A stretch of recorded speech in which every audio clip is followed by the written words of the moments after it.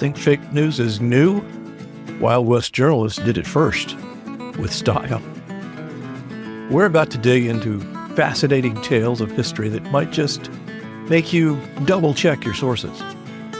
We're headed back to the late 1800s and to a time when America's Wild West was as untamed on paper as it was in the deserts, plains, and mountains. Imagine yourself picking up a newspaper and reading a headline like, "Local ghost terrorizes sawmill, demanding payback for stolen lumber."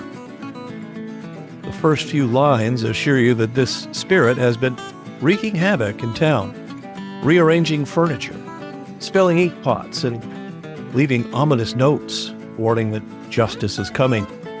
And then you lean back in your chair and scratch your head thinking, somebody's pulling my leg, right? Welcome to Western journalism, where satire and fact held hands in ways that were, well, shall we say, unconventional. The so-called news in these papers wasn't just close to the truth, it was truth with a whiskey chaser.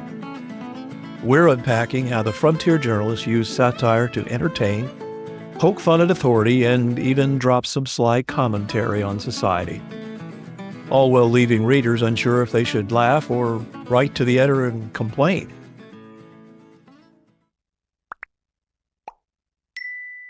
The frontier of satire. Let's start with the foundation.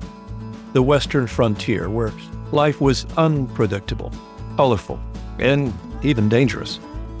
With this dramatic backdrop, journalists had plenty of material for stories that weren't just close to the truth, but were stories that were shakier than a rattlesnake in a tumbleweed. The newspapers of the Western United States in the late 19th century were filled with tales of wild exaggerations that made readers laugh, gasp, and, on occasion, break out in confusion.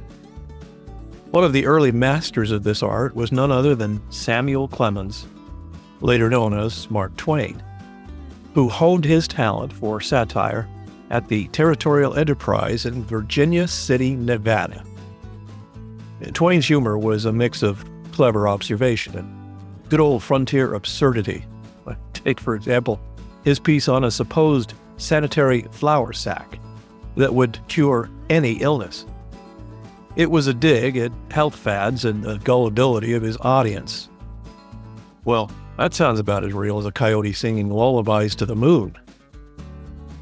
A good many readers were a bit sharper than the average cactus needle and got a laugh from it. But, as it happens in satire, a few took it seriously and wrote in, desperate to get their hands on one of these miraculous flour sacks. Twain's articles weren't just hits in Nevada. His wild stories spread beyond the frontier, picked up by papers in the East. This spread of Western humor left readers back east a bit bewildered, but undeniably entertained, and perhaps they were beginning to understand that Western journalism had its own unique flavor and wasn't afraid to make the news a little more entertaining. Tall tales and political satire. Moving on to a favorite topic of Western satire, politics. Now, these journalists had a particular knack for dragging authority figures through the mud, often with the rough, dusty wit of a cowboy who had seen one too many shootouts. The newspapers out west used satire to comment on politics with bold exaggeration. These narratives created caricatures of political figures that had as much fiction as a dime novel in a ghost town, and so much more entertaining than the facts. Take, for example, how the journalists satirized presidential candidates. An article titled "Cowboy Perfected Presidential Satire" captures this practice, illustrating how these journalists might portray a candidate as a desperado, clumsily trying to wrangle Congress, or as a dandy Eastern elitist, fumbling through the frontier. Some of these pieces would make their way eastward, where readers would either laugh or bristle, depending on which side of a political spectrum they fell on. And satire in the West wasn't just funny, it had teeth.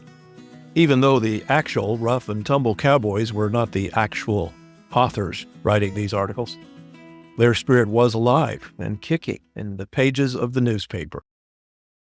Invented events and fake news pioneers. Now, if you're thinking, okay, but surely people were bright enough not to believe all of this, right? Well, here's the thing. Some of these tales were so wild, they sparked outrage, and at least a few alarmed letters to the editor. As laid out thus far, one can see that satire in the West often stretched out so far that a few unfortunate souls were convinced of its truth. In some cases, these fictional tales were reprinted by less than vigilant papers back east, including some with undeserved sterling reputations, who took them at face value, shared them as actual news. Yep, the original fake news. Mark Twain had a field day with the practice of reprinting by other newspapers. Once he published a fake obituary, his own, no less. He wanted to see just how far this news would travel. And indeed, it took a good amount of distance before someone pointed out that Twain was very much alive and laughing his head off back in Nevada. Then there was an infamous article claiming a plot to annex the moon, a piece of satire that fooled enough readers that Twain and his colleagues had to run clarifications. The absurdity of these fake news pioneers sparked a conversation about journalistic responsibility. Was it the job of the newspaper to ensure the readers weren't taking satire seriously? Or was it up to the readers to discern fact from fiction? It was a question that, clearly, still hasn't been settled. Satire's lasting impact on Western journalism. What became of all this satire?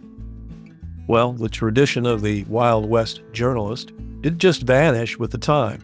It left a mark. Even today, newspapers in the Western U.S.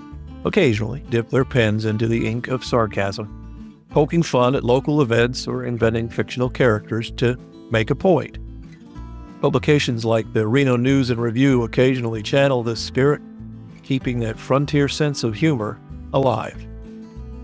The legacy of satire from the 1890s through the 1920s created a journalistic culture that valued humor, irreverence, and a healthy skepticism of power. A blend of respect and rebellion that's distinctly Western.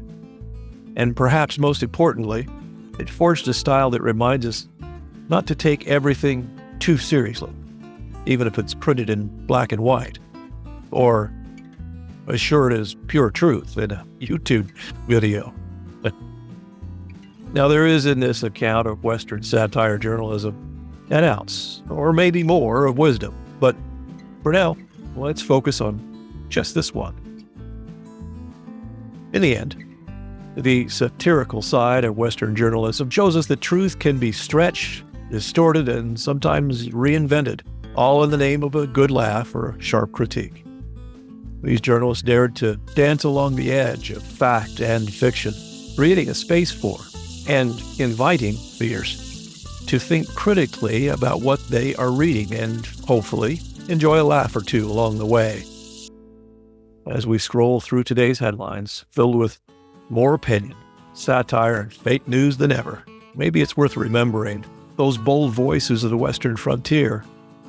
Because while the lines between fact and fiction might still blur, one thing is certain.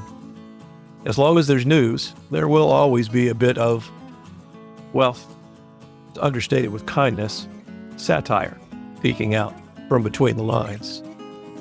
So, here's an ounce.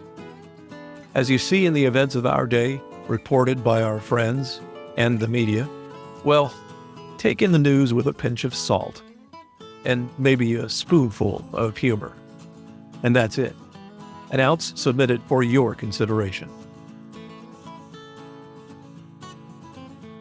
Hope you got a kick out of that story. And if you did, heck, even if you didn't, give us a like anyway.